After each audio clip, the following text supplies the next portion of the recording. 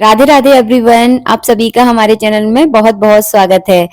फागुन महीने की शुक्ल पक्ष की एकादशी को कहा जाता है। आमल की एकादशी भी इसको बोलते हैं, जया एकादशी भी इसको कहा जाता है। तो इस दिन पूजा कैसे करनी है, इस वीडियो में मैं आप सबके साथ शेयर करने वाली हूँ। इस दिन आंवले के वृक्ष की पूजा की जाती है। घर में पुत्र का अगर आप सुख प्राप्त करना चाहते हैं, संतान का अगर सुख प्राप्त करना चाहते हैं, तो इस एकादशी का व्रत आप जरूर कीजिएगा। पूजा आपको जरूर करनी है। वैसे तो इस एकादशी में हमें मंदिर में जाकर पूजा करनी चाहिए, क्योंकि मंदिर में जो आंवले का वृक्ष होता है वो बहुत ज्यादा प्राचीन होता है। क्योंकि मंदिर में तो हमेशा से इस तरह के पेड़ पौधे वृक्ष जो है ना आपको इजीली मिल जाते हैं। तो वैसे तो बहुत जितना पुराना वृक्ष होता है उसकी प्रधानता उतनी ही ज्यादा हो जाती है। तो आपको जो है ना मंदिर में जाकर पूजा करनी है, या फिर किसी स्थान पर जहां पर आंवले का वृक्ष है वहां पर जाकर आप इस पूजा को जरूर करें। घर में कैसे की जाती है इसका भी वीडियो मैं जल्दी से जल्दी आप लोगों के लिए अपलोड कर दूंगी। लेकिन अगर आप मंदिर में जाकर या किसी ऐसे स्थान पर जाकर अगर पूजा करने वाले हैं जहां पर आंवले का वृक्ष बहुत पुराना है, तो मैं आपको बहुत सरल तरीका बताने वाली हूँ। सबसे पहले आपको पूजा की सामग्री रख लेनी है। जब भी हम घर से बाहर कहीं पूजा करते हैं तो बहुत सारा सामान हमको लेकर नहीं जाना चाहिए, क्योंकि इतना ज्यादा हम कैरी नहीं कर पाते हैं।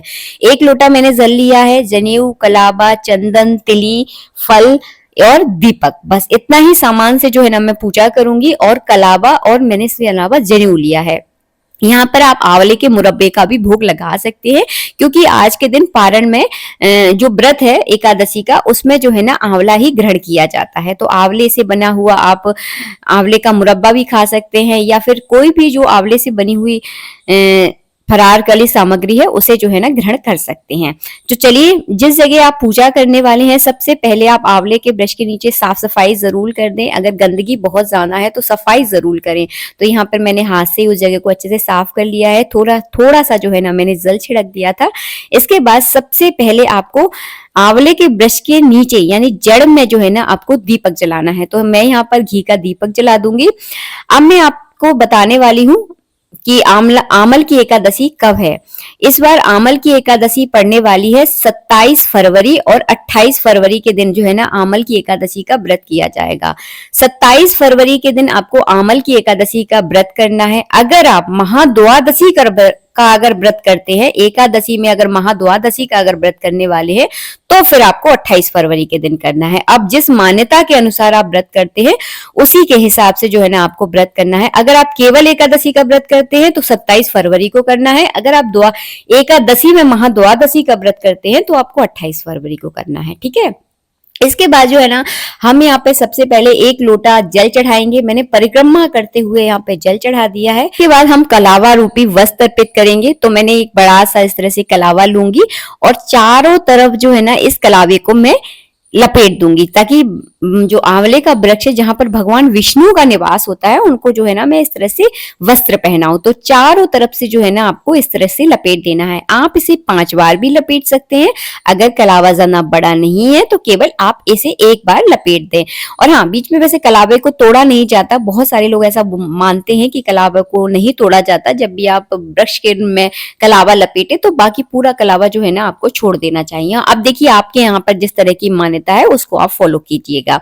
इसके बाद जो है ना हम यहाँ पर जनेऊ चढ़ा देंगे। तो मेरे पास जो है ना इस तरह से जनेऊ है। जनेऊ में आप थोड़ी सी हल्दी लगा ले और इस तरह से जनेऊ अर्पित कर दें। आंवले के वृक्ष के नीचे जो है ना जनेऊ जरूर चढ़ाना चाहिए, बहुत अनिवार्य होता है, क्योंकि यहाँ पे भगवान विष्णु की पूजा हम कर रहे हैं। और एकादशी में जब भी हम भगवान की पूजा करें तो जनेऊ आप अर्पित जरूर करें। तो यहाँ पे जनेऊ को मैंने एक सा कर दिया है। ऐसे नहीं गुचुड़ मुचुड़ करके चढ़ाना है, अच्छे से, मतलब जैसे आप पहनते हैं ना, जैसे आपने अपने घर में किसी को देखा होगा पहनते हुए, तो उसी हिसाब से अच्छे से पहनाना है आपको। जनेऊ चढ़ाने के बाद 1 चम्मच थोड़ा सा आप जल जरूर छोड़ दें। इसके बाद जो है ना मैं यहाँ पे सुगंधित इत्र लगाऊंगी। तो पूरे पेड़ वृक्ष पर जो है ना आपको अच्छे से इत्र लगाना है। वैसे देखिए, आज तो एकादशी नहीं है, लेकिन मैंने आपको वीडियो एक दिन पहले बनाकर दिखाया है। तो पूरे वृक्ष में कोशिश कीजिएगा नीचे नीचे आप अच्छे से इत्र जरूर लगाइएगा। इसके बाद हम यहाँ पर चंदन से स्वास्तिक बना देंगे। जो नीचे वाला हिस्सा होता है पेड़ आंवले के ब्रश का, वहां पर आपको अच्छे से स्वास्तिक बनाना है। चंदन और तिली लगाकर गणेश जी और भगवान विष्णु के नाम का जो है ना यहाँ पर आपको पूजन करना है। मैंने फल चढ़ा दिया है। अगर आपके पास आंवले से बना हुआ कोई भी फलारी मिठाई है, जो भी आप बनाना चाहते हैं, तो उसका यहाँ पर भोग जरूर लगाएं। इसके बाद जो है ना यहाँ पर आपको आमल एकादशी के व्रत की कथा पढ़नी है। इस व्रत को करने से आपको संतान का सुख प्राप्त होता है, सभी प्रकार की सुख सुविधाएं आपको प्राप्त होती हैं और ये व्रत बहुत ज्यादा मान्यता है इस व्रत की। अगर आप व्रत ना भी करें तब भी आप पूजा कर सकते हैं। इसके बाद आपको आरती करनी है, तो इस तरह से जो है ना आरती कर ले। अगर आपको आरती ना आती हो भगवान विष्णु की, तो 7 बार जो है ना इस तरह से आपको, जैसे कि घड़ी की सुई घूमती है ना, वैसे आपको घुमाना है और लास्ट में इस तरह से आपको एक परिक्रमा कर लेनी है।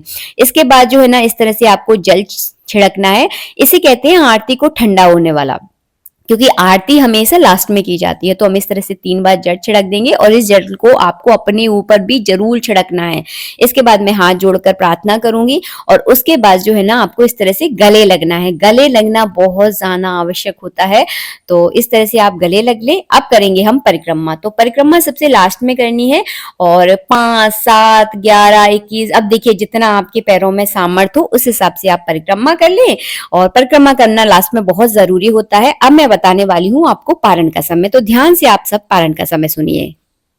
27 फरवरी को एकादशी का व्रत करना है और 28 फरवरी को 6:48 से लेकर 9:05 तक सुबह के समय आपको पारण करना है। और हाँ, एकादशी के व्रत में आपको आंवला जरूर ग्रहण करना है। आंवला का आप दान जरूर करें, बहुत आवश्यक है आंवला का दान करना। तो इस तरह से जो है ना आपको पूजा करनी है। कहीं कोई चीज समझ में नहीं आई है तो प्लीज मुझे कमेंट कीजिएगा, मैं आपको पूरा रिप्लाई करने की पूरी कोशिश करूंगी। अगर आप किसी कारणवश अगर व्रत नहीं कर पाते हैं तो आप पूजा जरूर कीजिएगा, क्योंकि यह जो एकादशी का व्रत है वो बहुत बड़ा व्रत माना जाता है आमल की एकादशी का। मिलेंगे नेक्स्ट वीडियो में। वीडियो अच्छा लगा हो तो प्लीज लाइक कीजिएगा। मैंने आपको बहुत सरल तरीके से बताया है कि आमल की एकादशी में किस तरह से पूजा की जाती है, घर में कैसे पूजा करनी है, इस पर भी जल्दी से जल्दी वीडियो अपलोड करूंगी। राधे राधे।